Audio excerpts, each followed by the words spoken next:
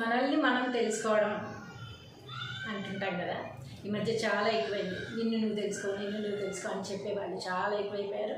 మనం కూడా మనల్ని మనం తెలుసుకోవడం కోసం చాలా ప్రయత్నిస్తున్నాం. ఈ మధ్య చాలా మోటివేషన్లు, ఇన్స్పిరేషన్లు అన్నీ ఎక్కువయ్యాయి. ఈ సమాజం ఇలా అవ్వడానికి కారణం ఎదుటివారి తప్పు కాదు, మనల్ని మనం తెలుసుకోవాలి, మనం చేసే తప్పుల్ని మనం సరిదిద్దుకోవాలి, ఎదుటివారికి చెప్పే అర్హత మనకి లేదు, ఇలాంటివి మనం చాలా వింటూ ఉన్నాం కదా.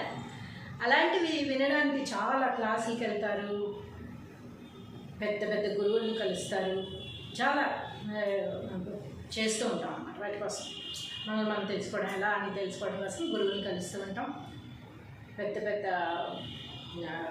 సంస్థలకి వాటికి వెళ్తూ ఉంటాం, డొనేషన్స్ ఇస్తూ ఉంటాం.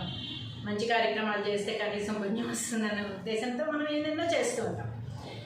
ఒక్కొక్కసారి ఏం జరుగుతుందంటే ఒక చిన్న ఇన్సిడెంట్ మనల్ని మార్చేస్తుంది. చిన్న ఇన్సిడెంట్, అది ఎవరి దగ్గర కాదు, ఒక బిచ్చగాడు అయ్యి ఉండొచ్చు, లేకపోతే ఒక కూరగాయలు అమ్మే వాళ్ళు అయ్యి ఉండొచ్చు, చెప్పులు కుట్టుకునే వాళ్ళు అయ్యి ఉండొచ్చు, రిక్షా వాళ్ళు అయ్యి ఉండొచ్చు. వాళ్ళు అన్న ఒక్క చిన్న మాట మనల్ని మార్చేస్తుంది. అయితే మన ఇంట్లో వాళ్ళే అయ్యి ఉండొచ్చు. చిన్న మాటతో మనం అవును కదా అనుకుంటాం, దెబ్బకి లైఫ్ మారిపోతుంది. ఒక్క ఐడియా జీవితాన్నే మార్చేస్తుంది అన్నట్టుగా ఒక చిన్న మాట ఒకసారి మనం మారిపోవడానికి అవకాశం కల్పిస్తుంది. అలాంటి ఒక చిన్న ఇన్సిడెంట్ చెప్తాను. ఒక బీచ్లో ఒక బెలూన్స్ అమ్మే అబ్బాయి బెలూన్స్ అమ్ముతూ ఉన్నాడు. రకరకాల బెలూన్స్ ఉన్నాయి తన దగ్గర. మామూలుగా అలాగే ఉంటాయి కదా, yellow, red, green, black, blue, అన్ని కలర్స్, పింక్, చాలా కలర్స్, గోల్డ్ కలర్ బెలూన్స్ కూడా ఉన్నాయి. ఉంటే సరే పిల్లలు వస్తున్నారు, కొనుక్కుంటున్నారు, వెళ్తున్నారు. అప్పుడప్పుడు బిజినెస్ తగ్గుతూ ఉంటుంది. అంతే కదా, వరుసగా పిల్లలు వస్తూ కొనుక్కుంటూ ఉండరు కదా. అసలు బీచ్కి పిల్లలు రావాలని కూడా లేదు, పెద్దవాళ్ళు కొనుక్కుంటారు కదా. సో ఏమైంది, బిజినెస్ తగ్గినప్పుడల్లా ఇతను ఏం చేస్తున్నాడు, బెలూన్ ఒకటి తీసుకుని హీలియం నింపి పైకి వదులుతున్నాడు. పైకి వదిలినప్పుడల్లా పిల్లలందరూ అలా ఆశ్చర్యంగా చూసి పైకి నాకు ఆ బెలూన్ కావాలి, నాకు ఆ బెలూన్ కావాలంటే పేరెంట్స్ బెలూన్ కొని పెడుతున్నారు అనమాట. అలా తన బిజినెస్ పెంచుకుంటూ ఉన్నాడు.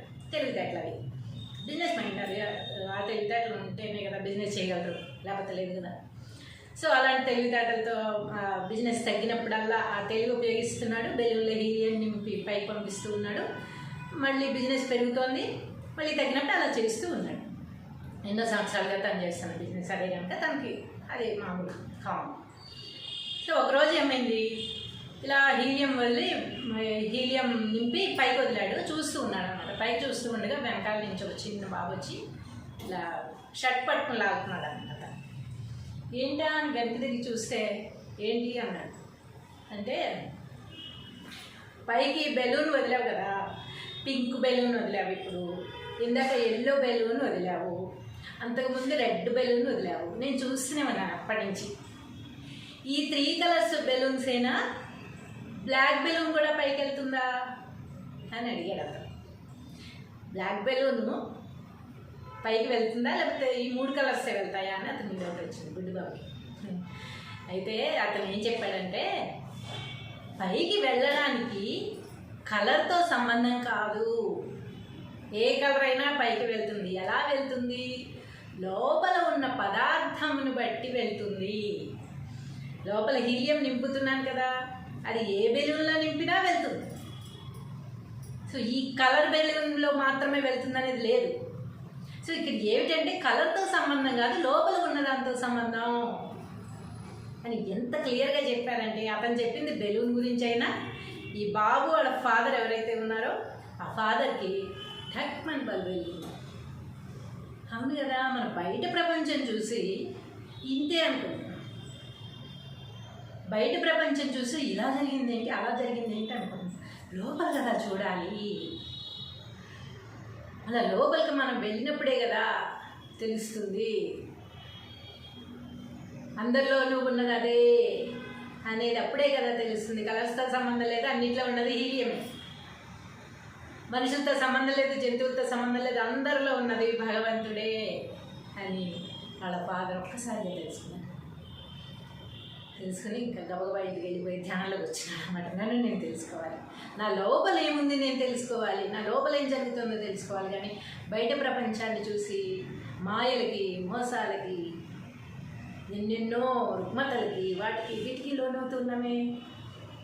లోపల కదా తెలుసుకోవాలని ఒకే ఒక్క ఇన్సిడెంట్తో, ఎవరో బెలూన్స్ అమ్మే అబ్బాయి చెప్పిన ఒకే ఒక్క మాటతో ఈ వ్యక్తి మారిపోవడం జరిగింది. అంటే ఏంటి? గురువులు మాత్రమే చెప్తారు. అతనే గురువు. ఇప్పుడు ఇతని గురువు ఎవరంటే బెలూన్స్ అమ్మే అతను, అంతే కదా.